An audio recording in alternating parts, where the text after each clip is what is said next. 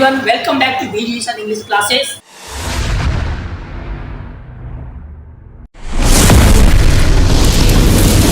बच्चे, आज जो हमारा टॉपिक है, इस टॉपिक को देखकर बच्चे डर जाते हैं कि क्या है ये, इसमें बहुत सारी गलतियां होती है, कैसे हो जाता है, किस तरह की पहचान होती है। बहुत सारे बच्चे इस चैप्टर से डर जाते हैं। तो आज हम आपको ऐसा डर भगाएंगे और इतना इजी लगा देंगे कि आज के बाद आप कहेंगे कि टेंस से आसान कुछ नहीं हो सकता है। ठीक है, और बहुत मजेदार तरीके से हम लोग इसको सीखेंगे, स्टेप बाय स्टेप सीखेंगे। एकदम शुरू से अंत तक आप वीडियो को देखिएगा और आपको लगेगा कि एकदम सर मेरे सामने में बैठ के हमको पढ़ा रहे हैं। एक भी थोड़ा सा भी आपको ऐसा फील नहीं होगा कि सर हमसे दूर है। आप एक एक चीज को अच्छे से समझिए। और मेरा मानना है कि 10th चैप्टर आप इस तरह से पढ़ लिए ना, तो आप दूसरे को पढ़ाओगे, झकास तरीके से पढ़ाओगे और इतना अच्छा से समझा दोगे कि कोई कहेगा वाह तूने बहुत अच्छा समझा दिया मुझे। तो आइए हम इस मजेदार चैप्टर को मजेदार तरीके से सीखना शुरू करते हैं। आइए स्टार्ट करते हैं। तो सबसे पहले बच्चे हम यह देखेंगे कि टेंस बनता किससे है। टेंस बनता है वर्ब के रूप से। तो क्यों ना हम पहले वर्ब के सारे रूप को ही अच्छा से स्टडी कर ले। अगर वर्ब के रूप को हमने अच्छे से लर्न कर लिया तो टेंस हमारे लिए कुछ भी नहीं है, क्योंकि वर्ब ही टेंस का निर्माण करता है, वर्ब ही टेंस बनाता है। अगर टेंस को पहचानने की बात करो तो वर्ब की पहचान। आप V1 V5 देखते हो तो कहते हो ये प्रेजेंट इंडेफिनिट है। आप V2 देखते हो कहते हो ये पास्ट टेंस है। आप सेंटिल देखते हो कहते हो फ्यूचर टेंस। क्या है ये? V1 V2 V3 V4 V5 यही तो टेंस बनाता है। तो क्यों ना हम पहले वर्ब के सभी रूपों को बेस्ट तरीके से उसके एक एक विषय एक एक पॉइंट को लर्न कर लें और फिर हम टेंस के अंतर्गत उसको देखें कि कौन सा वर्ब का रूप किस टेंस का निर्माण करता है। तो आइए हम सबसे पहले टेंस का अध्ययन स्टडी करने का मतलब है वर्ब के विभिन्न रूपों का स्टडी करना। टेंस का अध्ययन मतलब क्या? वर्ब के विभिन्न रूपों का अध्ययन करना। तो हम यहाँ वर्ब के विभिन्न रूपों के बारे में डिटेल में जानेंगे। तो आइए सबसे पहले फॉर्म्स ऑफ मेन वर्ब में जब आएंगे आप, तो सबसे पहला वर्ब जो आपको मिलने वाला है वो है V1। वर्ब का पहला रूप V1। आप बचपन से जानते आए हैं कि वर्ब का पहला रूप V1, दूसरा रूप V2, तीसरा V3, चौथा V4, पांचवा V5। तो आइए V1 के सारे प्रॉपर्टीज को जानते हैं, V1 के सारे गुणों को सीखते हैं। सबसे पहला क्वालिटी है V1 का कि इसका नाम क्या है। शॉर्ट में तो हम बोल देते हैं कि ये V1 V2, बट इसका ग्रामेटिकली नेम क्या है? तो आप जानो V1 को बोलते हैं present tense form of verb. यानी V1 जब भी कोई टेंस बनाता है तो वो प्रेजेंट टेंस बनाता है, पास्ट या फ्यूचर नहीं बनाएगा, वो प्रेजेंट टेंस बनाएगा। इसके बाद हम जानेंगे कि भाई ये टेंस V1 तो टेंस बनाएगा, इसका नाम ही है present tense form of verb. अब हमारे सामने आया कि भाई नंबर के हिसाब से किसी भी वर्ब का नंबर, तो नंबर के हिसाब से अगर आप देखोगे तो V1 जो होता है वो प्लूरल होता है। V1 का नंबर क्या होता है? प्लूरल होता है।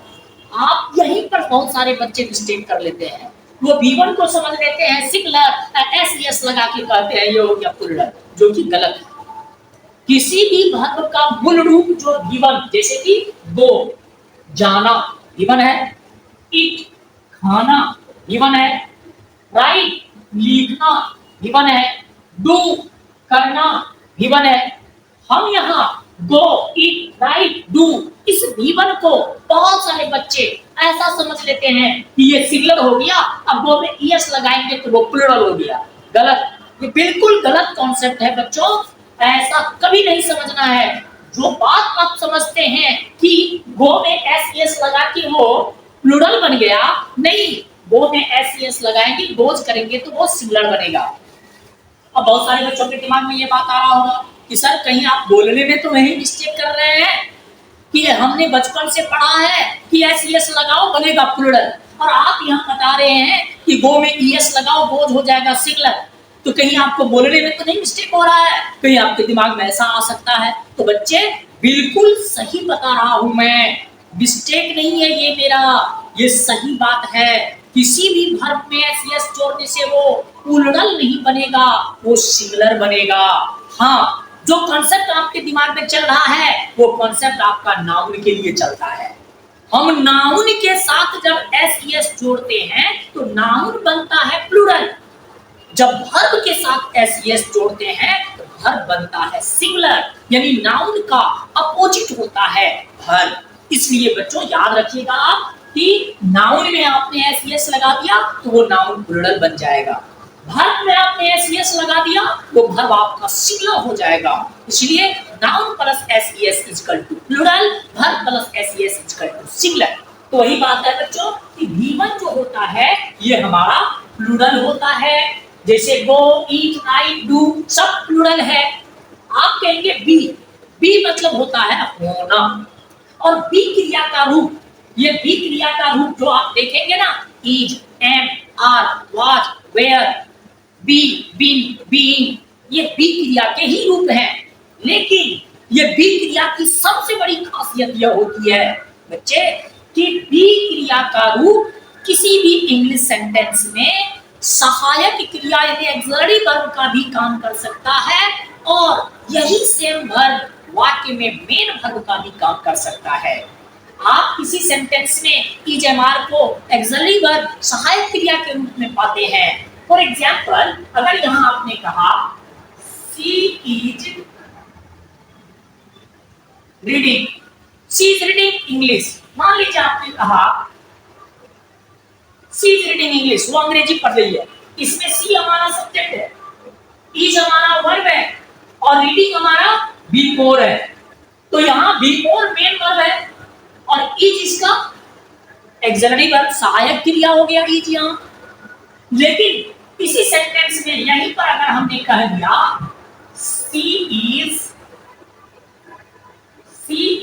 अ teacher, she is a teacher, तो भाई यहाँ सी हमारा सब्जेक्ट है, इज हमारा क्या है वर्ब है, और टीचर हमारा क्या है अदर वर्ड है। तो बताइए भाई यहाँ वर्ब के रूप में कितने वर्ब है, सिर्फ एक, वो क्या है इज, इज के अलावा यहाँ कोई भी वर्ब नहीं है। तो ऐसी स्थिति में जब इज एम आर किसी भी वाक्य में जब ये अकेले रहता है अर्थात इज एम आर के बाद कोई भी मेन वर्ब नहीं आता है तो ये इज एम आर खुद मेन वर्ब का काम करता है, और ऐसी स्थिति में हम एम को और आर को V1 मानते हैं। एम और आर क्या होता है V1 होता है, प्लूरल होता है आर, एम प्लूरल होता है।